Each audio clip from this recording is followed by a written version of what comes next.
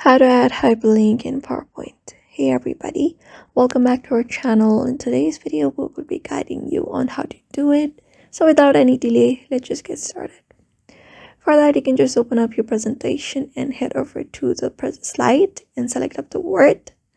Once you've selected up the words that you want to hyperlink, you can just go to the insert tab at the top and go ahead and click on link. Just go ahead and click on link, and you can go ahead and tap on insert link, or you can directly tap on this link and you'll be finding this on the screen. So what you can do is you can either add an email as an hyperlink, or you can also use browsers.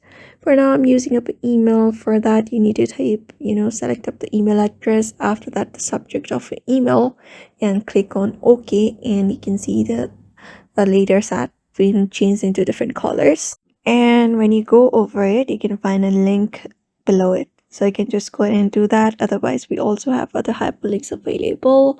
You can just go ahead and also use up these options like existing file or browsers, browsed links, pages.